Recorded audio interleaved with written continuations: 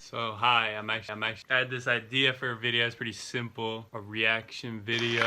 First reaction to listening to a song. It's a little different because of the context, because it's gonna be from a song or from an album that I haven't really listened to yet, that I'm interested in. Maybe like sort of a random song, the most famous song from it, or the hit, or it could just be some album that I've never heard of and I actually went shopping recently. It was a couple of days ago, and it was like more than a week ago, I think. I went to a record store, and one of those that it was mostly just stuff from old people's collections, which is you know, and there was a lot of singles too, which was interesting. This record store had a lot of singles. I actually bought it's on my wall. I don't think it's in view, but it was. But today what I'm gonna do is I'm gonna pick from these two albums that I got, like a random track. I don't really know a lot about it. This one is more famous. This is a Frank Zappa album. But is this an album, or is this Trying to Grow a Chin, City of Tiny Lights, Dancing Pool, and Jewish Princess? Oh, side C. Okay, so this is an album. This is the cover. It's him. I think that's him. Yeah, that's Frank. Sheik Yerbouti. Sheik Yerbouti, but it's like a name. The back is cool. He's smoking a cig. Really like that. I've been in you. Like, broken hearts are for assholes. Okay, I found my song. I don't know if you can see that, but I found the song I want to do. Broken hearts are for assholes. That sounds really funny and my type of song. Or I'll talk about this song and then I'll get to the next song, because I wanted to do two albums this video because it's only one song. All right.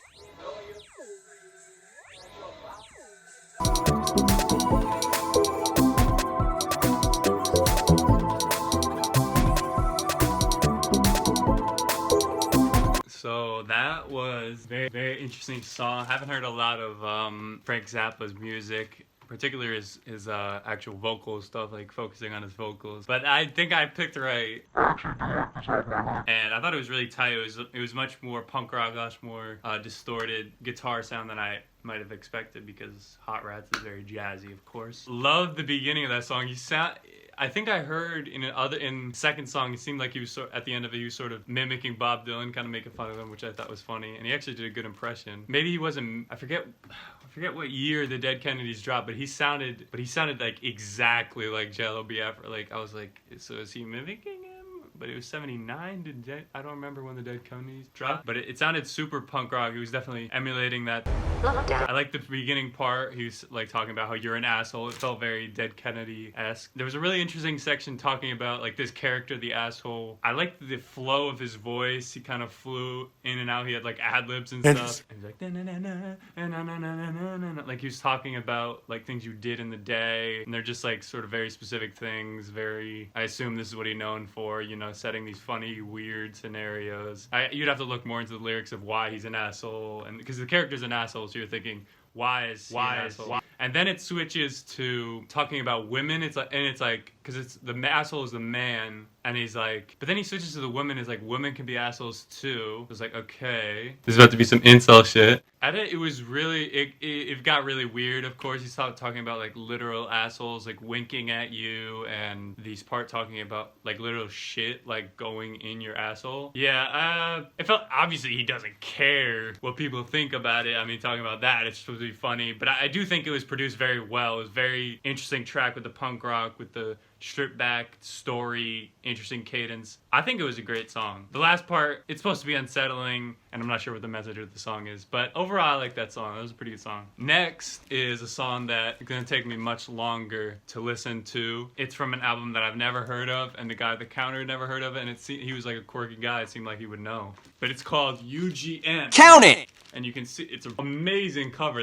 I love this cover so much. That's why I bought it. That's actually the only reason. Don't judge a book by its cover, except I did. And you can see their names at the bottom: Leaf, Elgren, Per Johnson, Kent, Tancred, and you can see by the, you know, industrial hell, this man of the washing machine or the freaking forge or something, and the lightning and the sparks, you know, you can tell it's an industrial experimental album.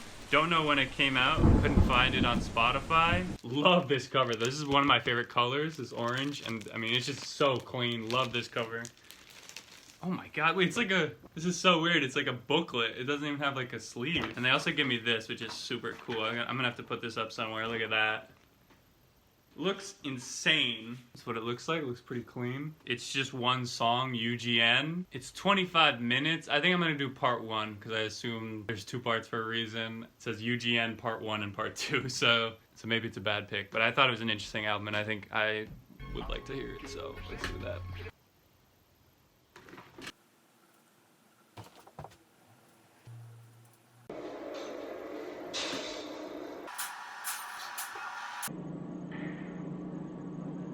This album is different. This album is different. That just hit different.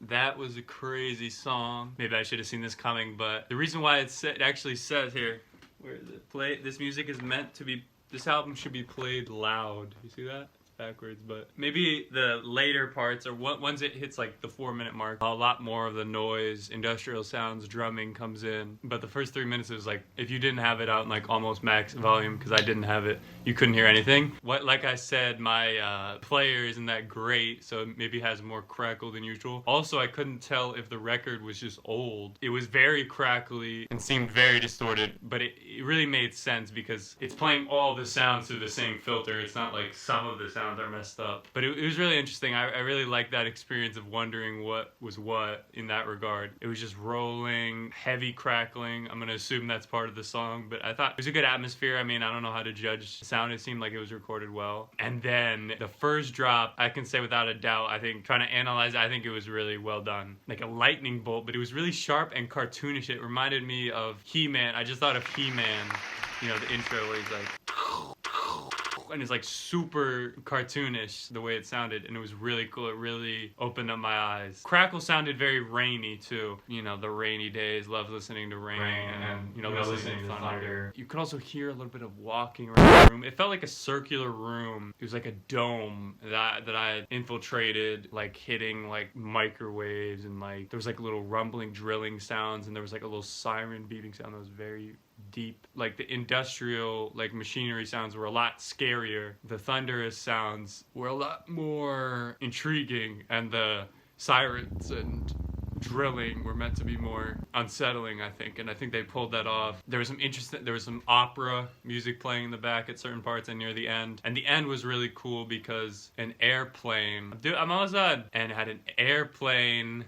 It was very faint at first. It came in well, and it was the very end of the song, which I liked a lot, and it did leave me on edge. I did not get bored the whole song, and it made me want to listen to part 2. And another thing I noticed is this is actually a photo. Like, I'm scared to touch it because it was kind of falling off. It's a folder. Like, this is the craziest thing I've ever seen. Would recommend if you could somehow find it. It's probably on YouTube. UGN, I guess. Let me know what you think about this video. I'm gonna call it Chatbag. Like Chat Monster Bag. It doesn't have to be something I bought, but it could be from an album that I have in my library that I haven't really listened to and don't know a ton about. But overall, I really like both of these, I think. Which one did I like more?